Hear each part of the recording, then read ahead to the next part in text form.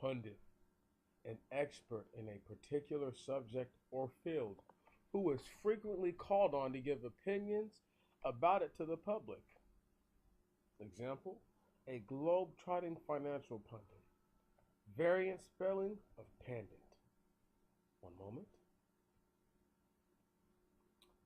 Their title was taken from the Hindi word pandit, a term for respect for a wise person that itself derives from the Sanskrit pandita, meaning learned.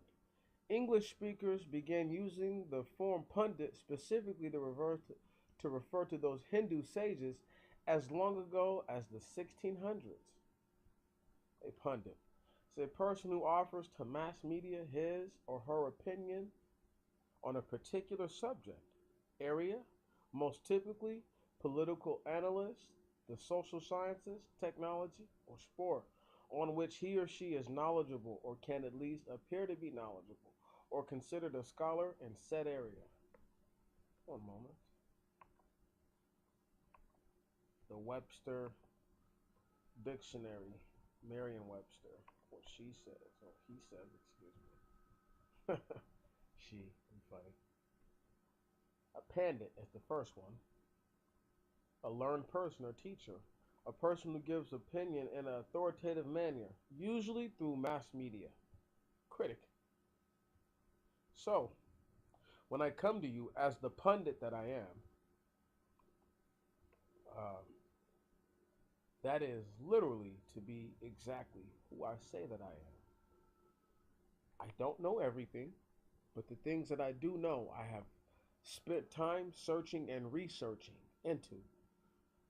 There is not an excuse nor level of reasoning I'm willing to give as to why I would say something and not have an iota of understanding about it. It makes no sense. I am a man of comprehension. So much so, when I took the ASVAB when I was 17, this is 10 years ago, or going on 10 years later this year, the man told me, you have the highest comprehension score I have ever seen a person get. Score on this test ever. Scored a 146 or 164, one of them. It was almost as high as you could score. Anyway, that's when I was a teenager. My comprehension was through the roof. It hasn't diminished. It has not diminished at all. These next 22, 23 minutes are going to be of slides, ladies and gentlemen. They are to show what the stats will say, and I'm going to point out what the stats don't say, if that makes sense. Please be patient with me. This is to address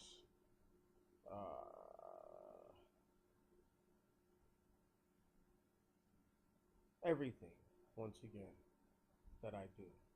The fly on the wall in many different places, but I heard something recently from a gentleman's channel that I thought was very interesting, and more so than I thought it was directed at the others. I thought that it was directed at me based on the conversation we had just had the night before, which I thought was a solid conversation,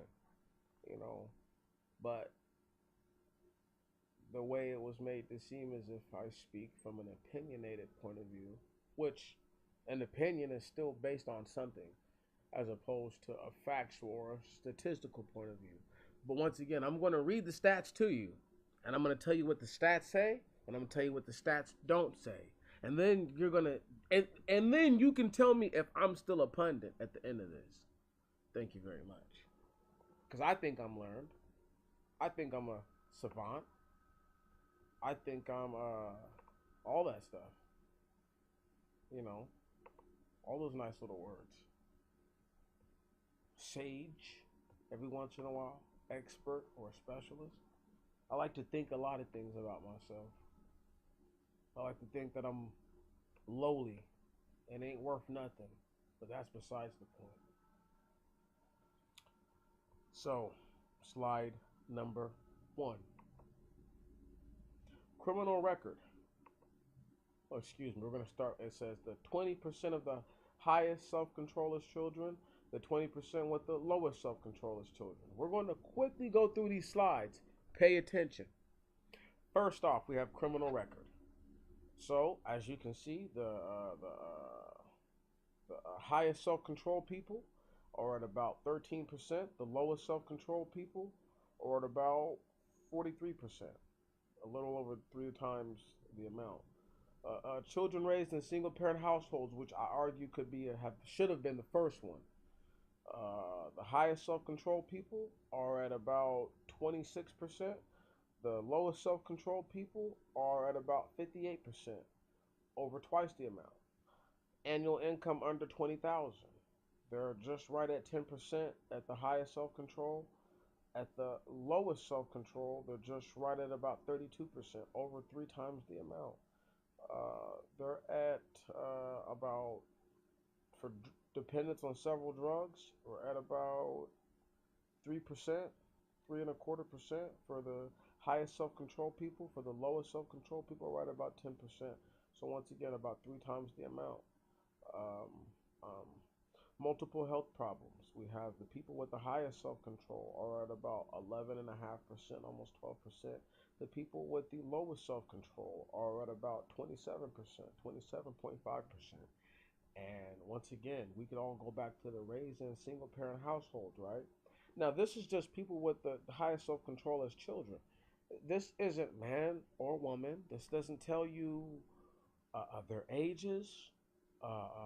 This doesn't tell you if a mother or father raised them in a single-parent household and how that dictated to if they had a higher criminal record or a lower one.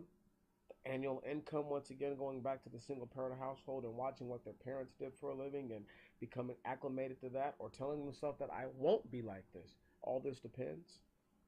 Dependence on several drugs. Once again, the environment, being raised in the single-parent household, and you are, once again, we have to look at the stats by and part, whole and through. And I'm about to leave this one alone now. But I'm just going to end it with this. Multiple health problems is at about 27%. And they're at about 11.5%, like I said, for the highest self-control as opposed to the lowest self-control. Over twice the amount, almost 2.5 times the amount of people with multiple health problems. And we could look at the single parent household, and if their parents, if this is a heredity thing, genetic, once again, too many different little things to not explain here in this little slide going forward. Gunfire in New York City, 2013. This is subject race. This is from 2009 to 2013. So they took the populations from those years, averaged everything out. I'm quite sure if it says 2009 to 2013, this is all the years. This is everything that took place. But this is gunfire in 2013, what they're saying. So I'm sure some of these subjects or some of these categories have 2009 statistics mashed up in them. You understand what I'm talking about? Why would you say 09 to 2013 if it's just a 2013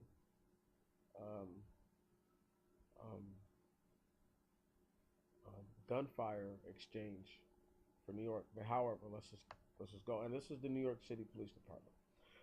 Population 8.4, arrest 5078, known suspect shooting 607, shooting victims 1299, subjects fired on by police 38, subjects struck by police gunfire 25, subjects fired at police 5. Now let's go ahead and stop at the last one. The last one has only one race, which is the black. 5 people fired at the police that year.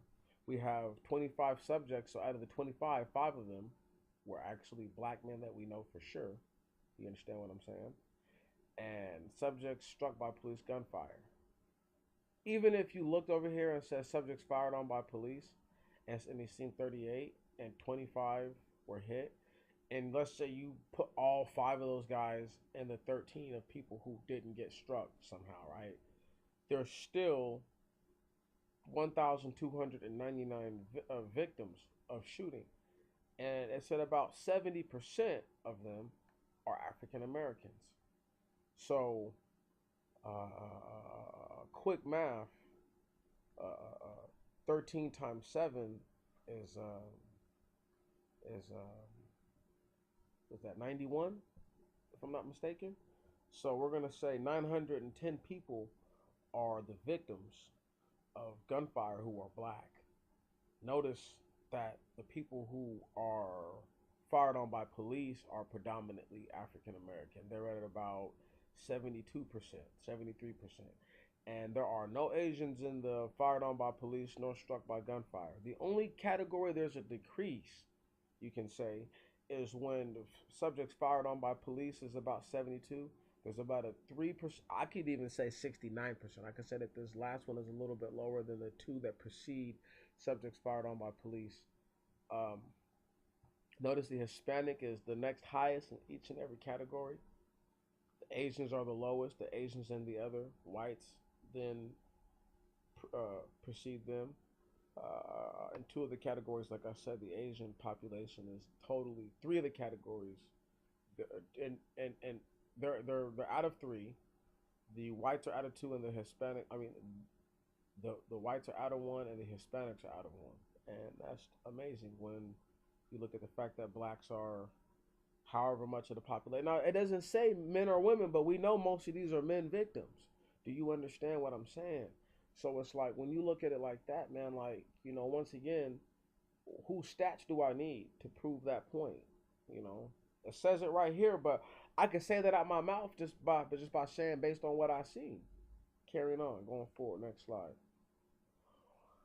Deaths per 100,000. And this is the metropolitan versus non-metropolitan. And I just want y'all to look at several things real quick. This is very fast because I've seen these slides a few times.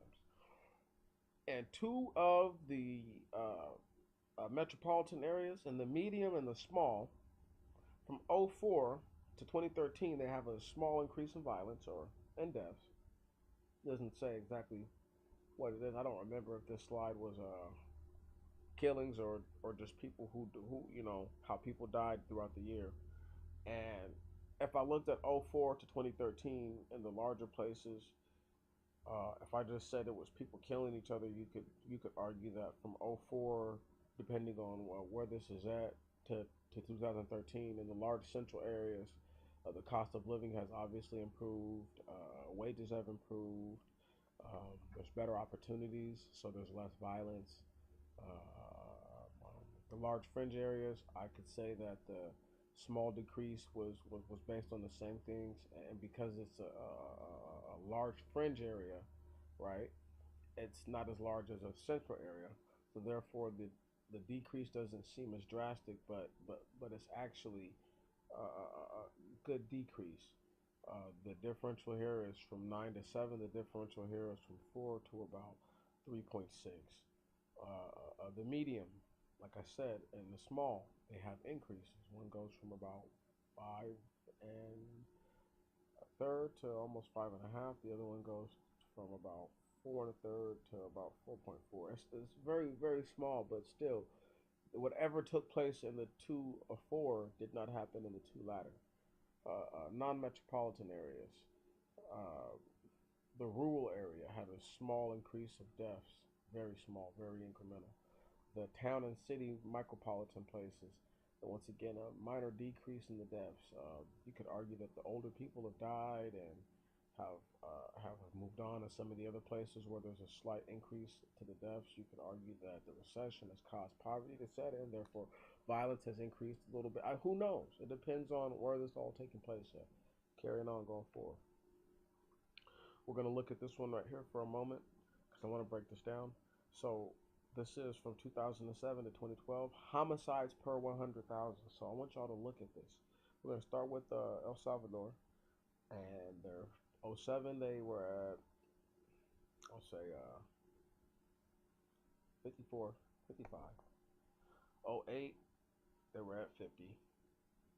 '09 they were at about 70, close to 70, 66, 67. 2010 they were at 63. 2011 they're about to that 67 mark again. 2012 major decrease to about just right at the 40 mark. We'll just give them right at the 40, or maybe even below it, 39. So they went from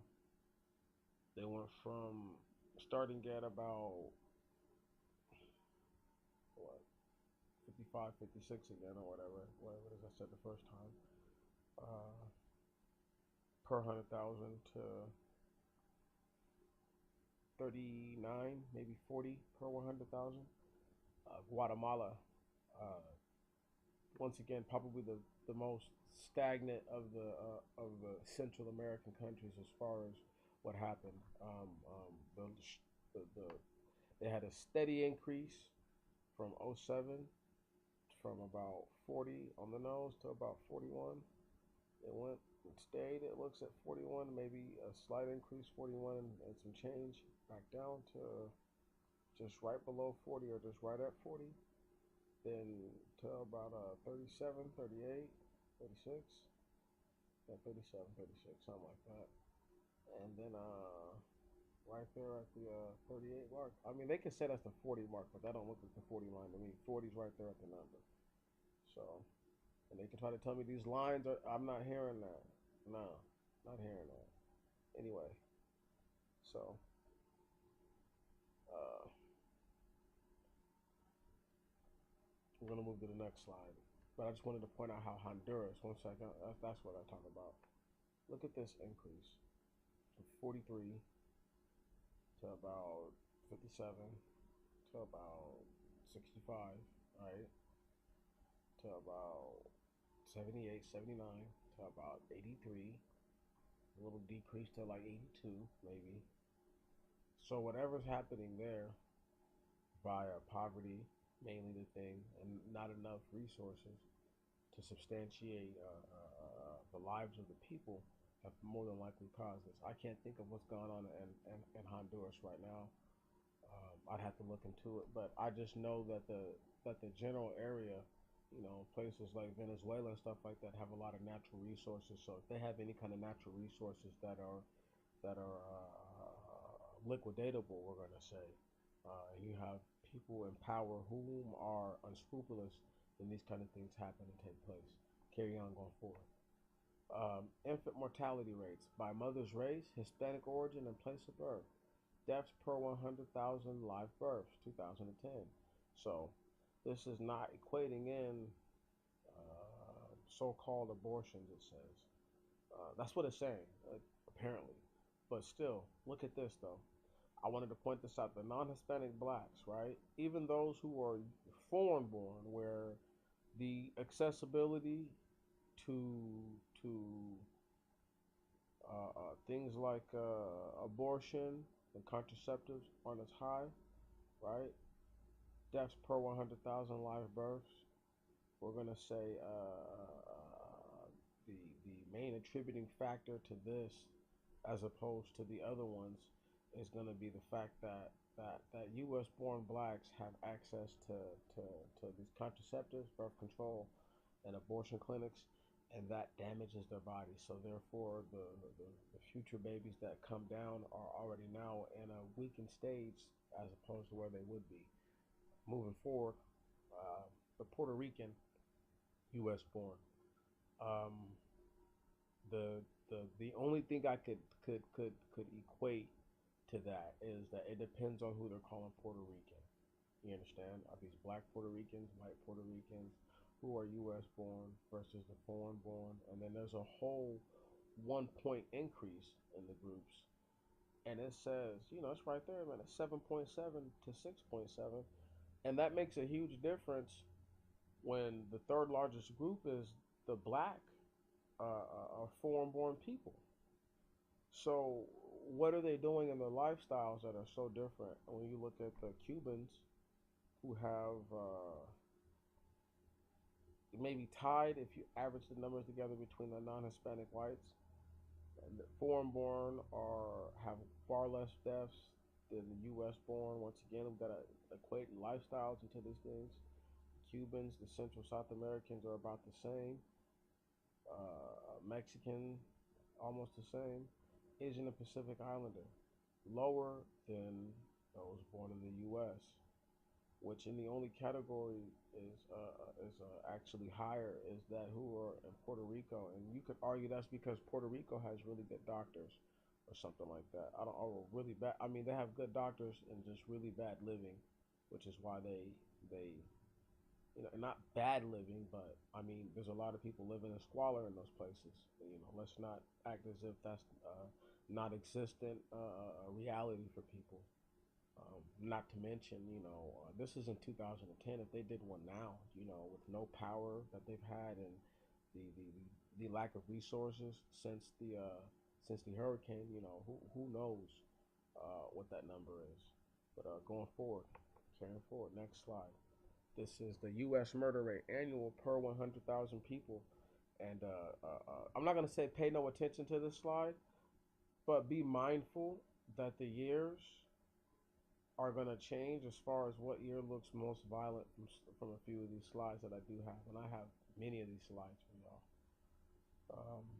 U.S. murder rate annual per 100,000. So look at 1960. It's at about 5. We're going to skip 10 years.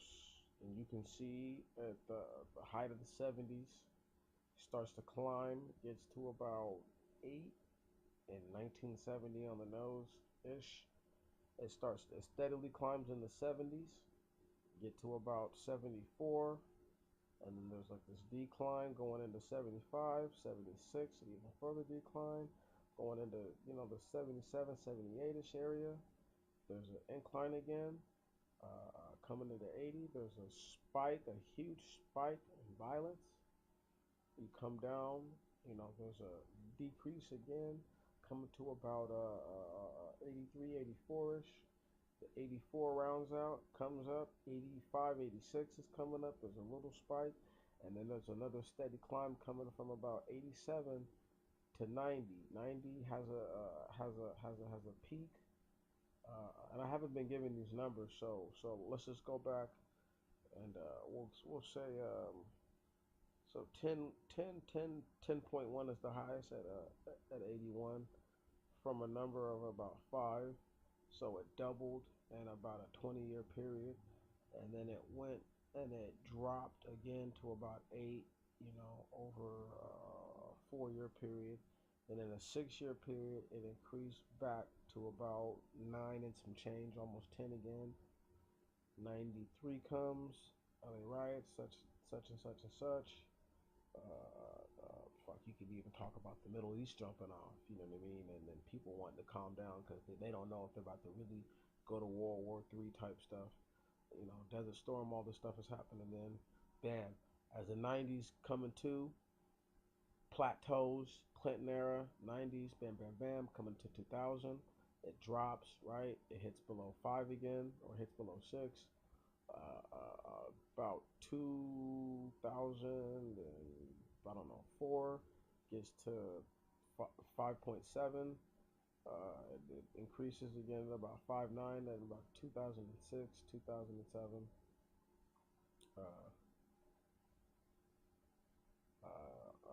From 2007 to about 2008, 9, there's a decrease again to about 5. And then you get to 2010, it's right there at just over 4 and 4.4, and they're projecting it to increase. So, and that's just how it is. This next slide that you're going to be seeing is one about LA, Los Angeles, and the United States, homicide rate per 100,000. So as you can see, this kind of follows that same chart as far as the numbers are concerned. Now look at this city right here. In 85, right, they're at about 25. They spike going down into the 90s for a second, to about 22-ish. And then they shoot back up at 90 to about 27, 28. We'll say 28. And then going into 95, which is, one of the most potent years. 93 was a really potent year at just over 30. Then 95 was probably about 30.3, 30.5 per 100,000. Sharp decline. I mean, not 95, but 93. Coming into 94, sharp decline. Compared to what they were just doing at about 24, 95. Just a little over 24, sharp decline coming into about 97, 98, is it 97? That's 97. It's at 98, excuse me. Major sharp decline all the way to like 12 people. You come into 2000, it increases back to 15. About 2003, 2002, excuse me. It's about 17. Decrease again at 04, back down to like 12. Just a little over 12. You get to 05, it's right in there, right between 11 and 12. You go all the way to 2010, and it drops down now to just right at about 8, 7. See what I'm saying? It's been plateaued since. And all that stuff has to do with drugs, and territory, and turf, and people being in those emotions. You know, can't let that slide, as they would say. Baltimore City annual reported homicides and homicide clearance rate. So here we go.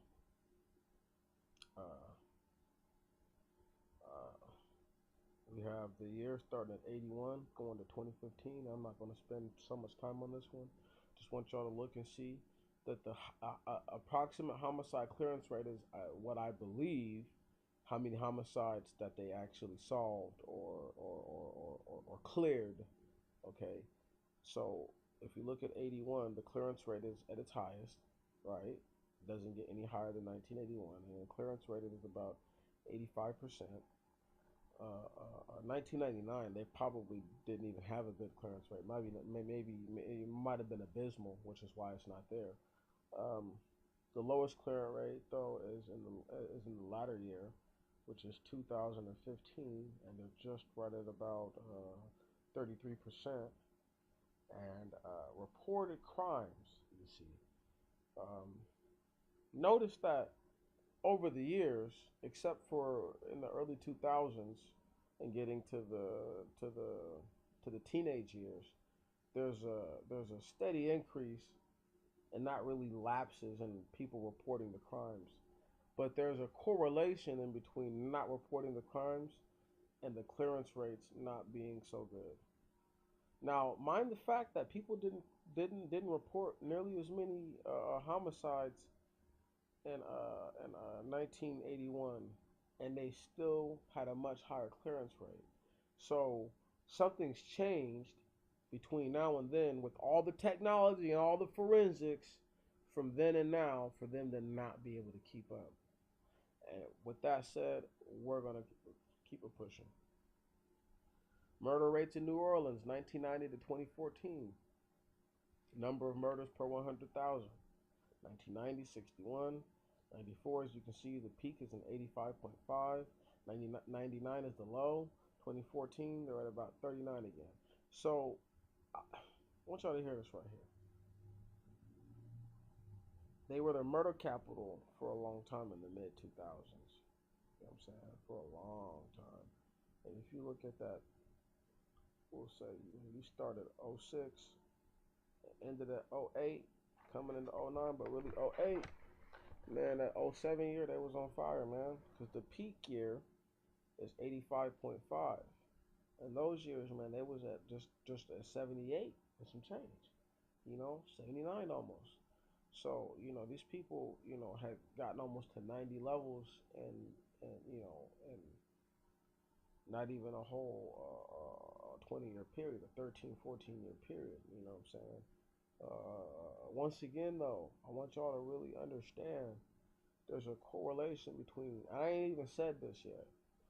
Once again, it goes back to me speaking about what I said to somebody in the comment section and people getting mad because I left the link, you know, or feeling some type of way because I left the link. But I didn't do that to be spiteful or to be an ass. I did that to show that the information has been verified by somebody other than myself. Vegetation plays a direct key part in how people's minds are. You know, we're going to keep looking into this. Average monthly increase in crime during summer months. So warm climate versus mild versus cold. Look. Did you see that? Did you see that? It actually gets more crime goes up when it gets colder, not when it's warmer out. Are you looking at this? I forget exactly what this was about, if this was an overall totality of the U.S. or just a specific city, but it really doesn't matter.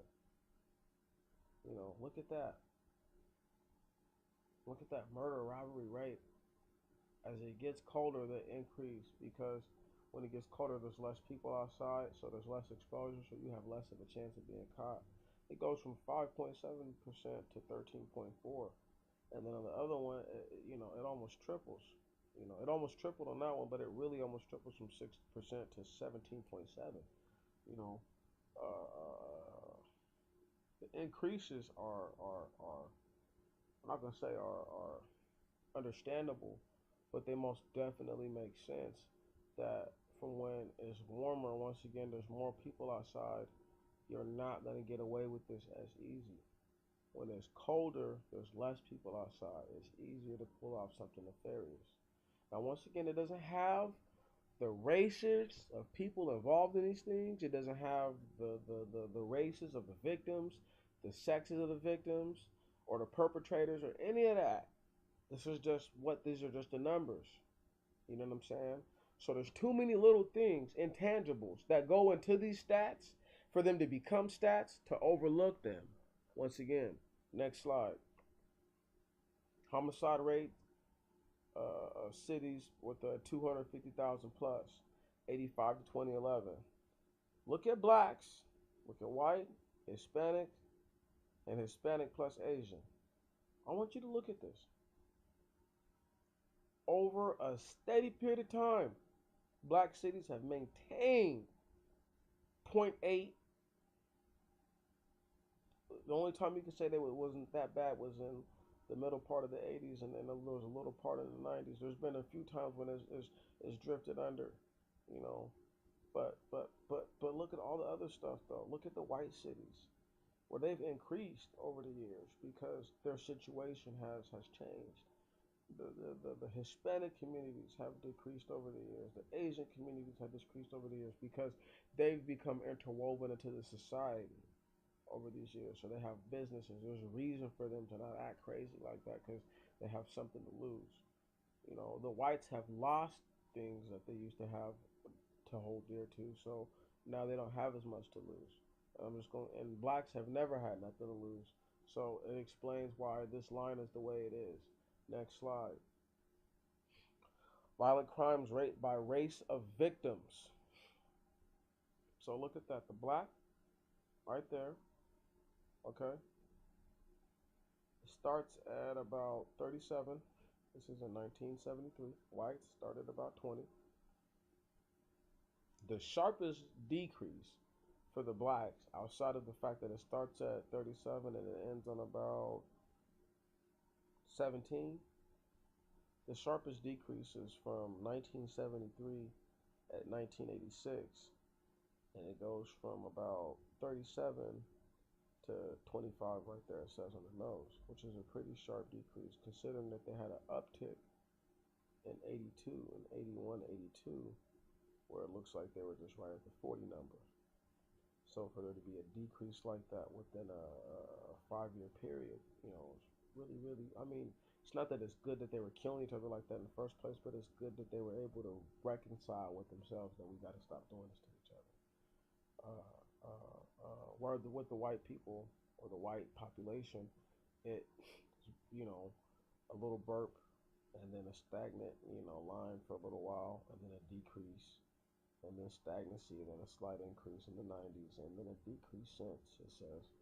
Whereas with the black population, the first major decrease comes in about 85. They have another uptick coming in the late 80s, coming into the early 90s. And then the uptick happens the hardest at about 93. Then it just has a steady decline in all the years. So it's just something to look at. Whereas they talk about black on black crimes, but you've seen it decrease. And I could explain different things to you for different years. 81. I can tell you why that year was so violent. And we have to take into consideration, that that a lot of, when it says black, it doesn't have exact races of black. So we got to think about places like Florida that were popping off with the Cubans and the Haitians and all of them on the boats, and a lot of crazy stuff going down. Cocaine 80s when you hit, you know what I'm saying? The very first parts of places like LA, when you talk about places like New York that had like, and still certain places had like that iron grip where you couldn't even move weight without permission. A little bit of you couldn't do shit without permission. And before I get carried away on the slide, it's like these years illustrate what's going on.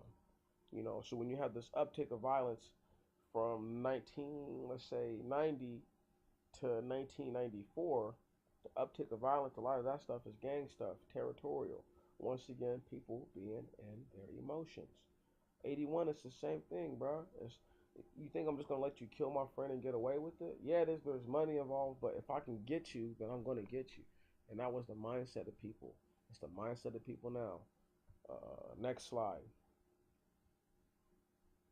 Crime correlations to black prevalence. Cities, the 250,000 plus again.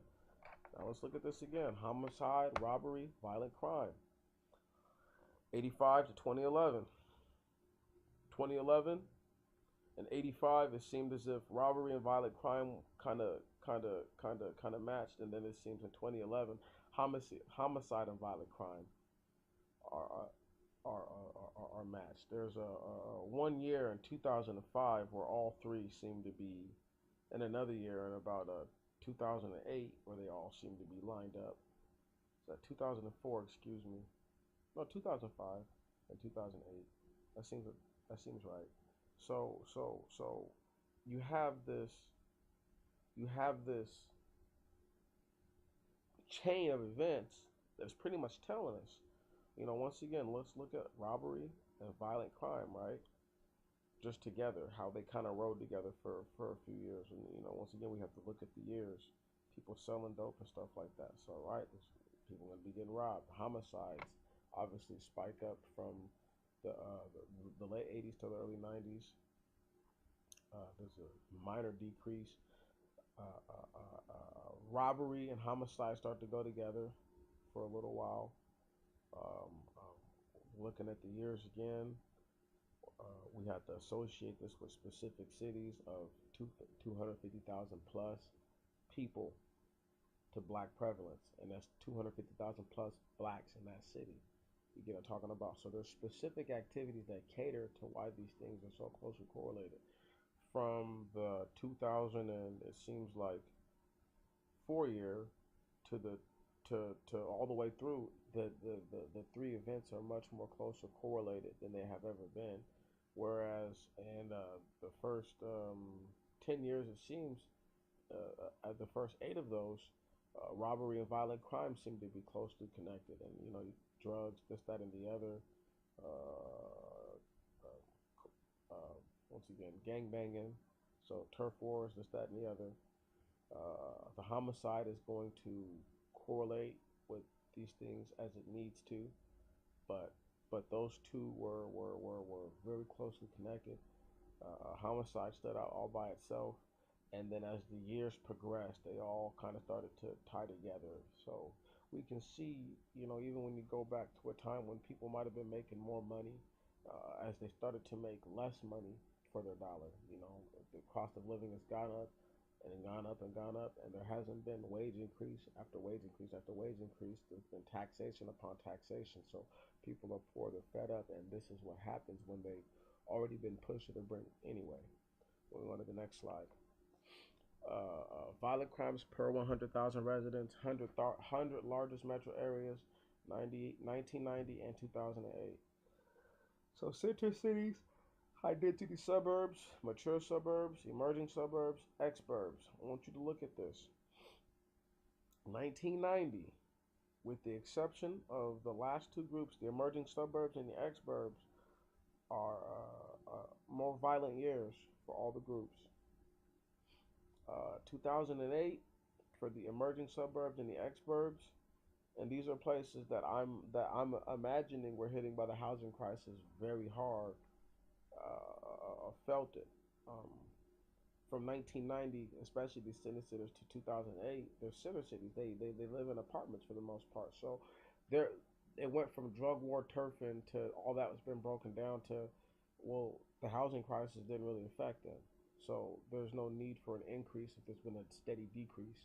High density suburbs, you could kind of argue the same thing, where in the 90s, um, um, people who wanted to sell large amounts of drugs and things like that lived in some of these high density suburbs. And from 1990 to 2008, these people have they might own their home now from 1990 to 2008. So there's going to be a decrease in crime because I no longer have to do the same activity to maintain myself. Things like that of that nature. We have to look at it more wholeheartedly. Mature suburbs, there's a minuscule decrease, and this is because well, they're mature already. These suburbs have been there for a long time, so this is old white money and old whatever money, but mainly old white money, and they don't want to lose what they have. So they're I wouldn't see a spike coming from 1990 to 2008 where once again you have dudes killing their wives or wives killing husbands for insurance or infidelity, this, that, and the other. It's been a slight decrease in that, I guess. Emerging suburbs. We're gonna say right now, just as a mode of thought, that the emerging suburb is a place that's up and coming, and it doesn't really give indication to race. So if there was, let's say, a large, group of or mixed group of people, right? It's just that, you know. Uh, uh, uh, uh, I mean, it's they live on the outside. Does that make sense? I mean, not the outside, but they're trying to get there. They didn't get there because of this recession thing. These people are people who live outside of the city, mainly well-to-do people, but some of them not well-to-do. I would say that the increase may come from, if we look at it from a well-to-do side, the increase in opioid use and drug use may have caused some of that. But if we just look at it from rural people, some of these people lost their homes, lost their properties. Therefore, they lost their reasoning and their functioning self to that, and therefore violence has ensued. Next slide. Says total ethnic incarceration per 100,000 males in age range. Males in age range. So look at this. Blacks obviously rule this category again. 18 to 29, 15 to 34, 15 to 44. They are overwhelmingly much higher than the white, who are just right at about 5,100, the Hispanics who are at about 5,300. The blacks are at 27,000 in that group. Almost 28,000.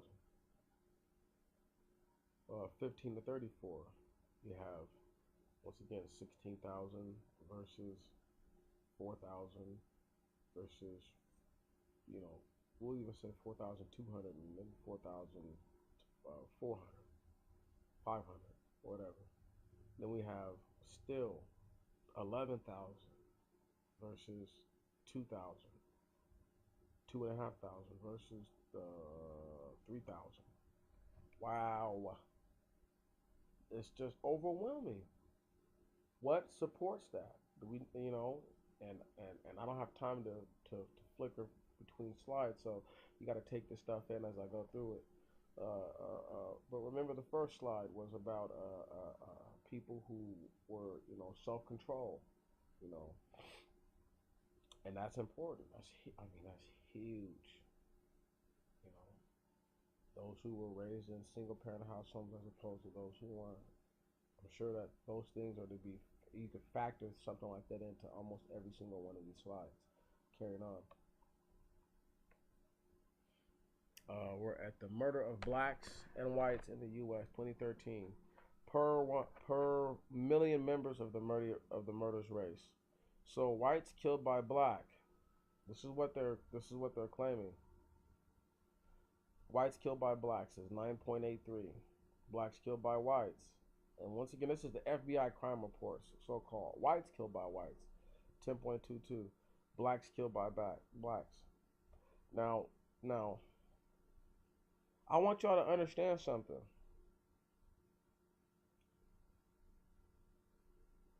You do know that there's way more white people that get killed by the cops every year than black people, right? It's just that the number is disproportionate to population percentages, like this right here. I don't know who took this. I don't know who did this analysis. I'm not saying I agree with it, but these are the facts, so-called statistics. Right on, not my feelings or nothing. This is what somebody put down based on whatever information was available. You seeing what I'm saying? But this still proves my point though, that a race is gonna kill more of itself than anybody else is. Carrying on. Violent crime in Rapid City. Aggravated assault leads the list of violent crime in Rapid City over the past several years, according to statistics released by police. Although reports of aggravated assaults dropped by 25.5% to 207 and to 207 in 2012, it comes 1 year after a record 278 reports in 2011. Rapes were up 3% from 99 to 102, and robbery calls went from 57 to 56 from 2011 to 2012. So this is and crimes in Rapid City, you know. This is an actual place. So follow it. Look, aggravated assault is the only thing that really kind of went up. Rape steadily went up over and over. But are the races of people involved in this here who perpetrate this? No, no, they're not. Are the sexes of the victims put into this? No, no, they're not. It's too many different little things. Once again, going forward. Exurban, fringe, and low-density population growth fails as a result of the recession, but remain the fastest-growing parts of metro areas. So look, they're saying that exurban, right on, fringe, and low density.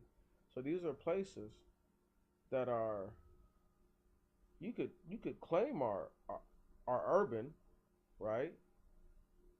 But look at the exurban, right? And this all goes back to the freaking recession. You know, total urbanized areas, 100 largest metro areas.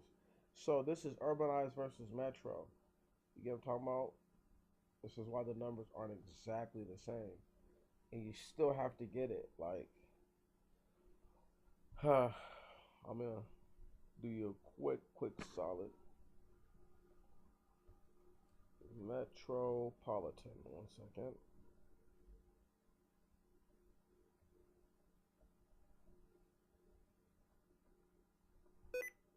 Oh, here we go.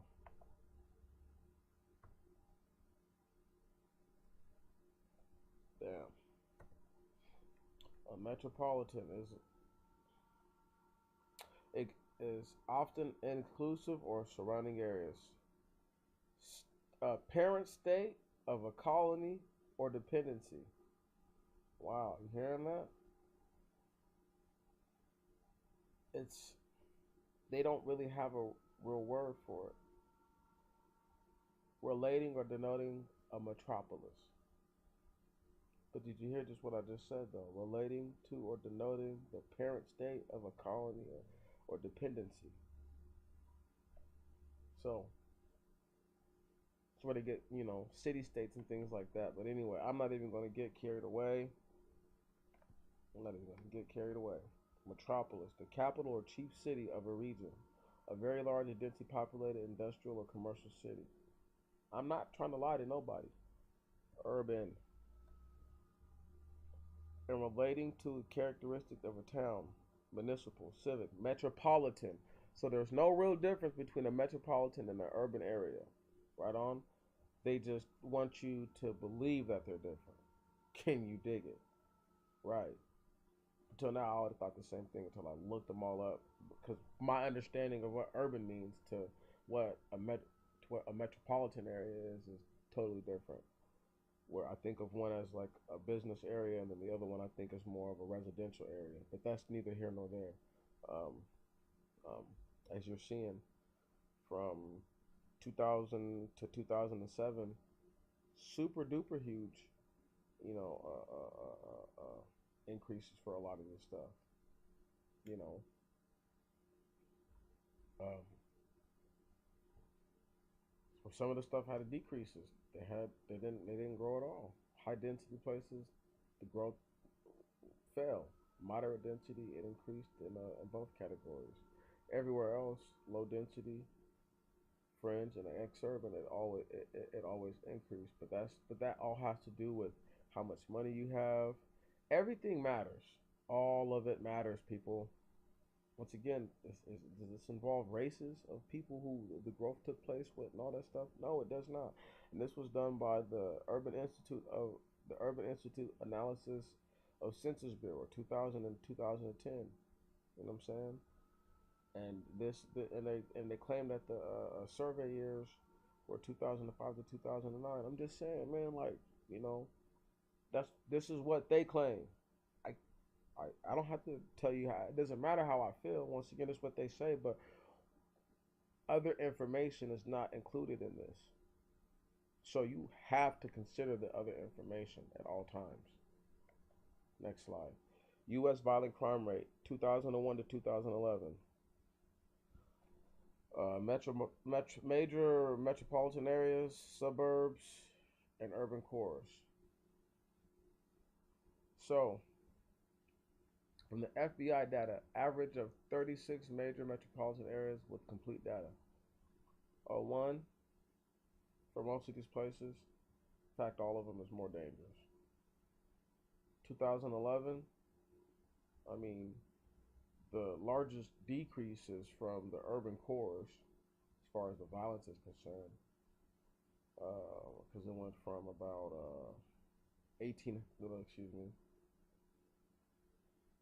1180 to about just right below 900, so about 870. You know, so it went down about 300. Um, Suburbs were never really that high, just hovering right at about 380. They dropped to about, I don't know, 300 on the nose, it looks like. Uh, um, and I mean, and this is just one of those things, where you have to take that into consideration. The MMAs, as they call them, probably 590 to about 410, which is the next most significant decrease. But we could always take into consideration all these different little things. 01 come, and all this depends on where you're at. Um, um, um, the years were harder for people coming in. These are a lot of transitional years. Obama did stuff like the food stamps and things like that. A lot of people were going to school. There was a lot less pressure financially on people because they said, forget it, I'll owe somebody money for these student loans, or go and get this free Pell Grant money. And I'm pretty sure that loosened the pipe in some of these places. But however, we're just going to move forward because that's not in the information. That's not there. That's not written in. I'm filling in based on what I understand and know about the climate, right, and the situation to say what I think.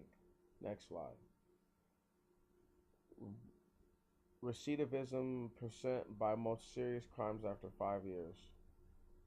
And so we're looking at violent, property, drug, public order, and other, and as you can see, the violence starts at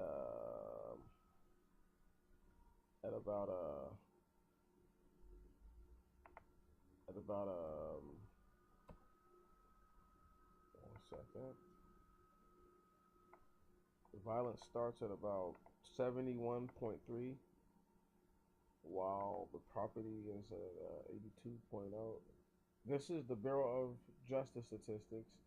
drugs at 76.94, public order and other. Now, how many of these crimes are overlapping crimes? I'm not sure. Um, just like I'm not sure how many of the other stats are overlapping. There's a lot of different stuff I don't have time to break down right now. Just need you to try to follow along and just get my point that like these stats don't prove a fucking thing. These charts ain't prove shit. You know what I'm saying? I mean, all they prove is that if you go and put together the information and make sure that you go and do it in a city that is uh,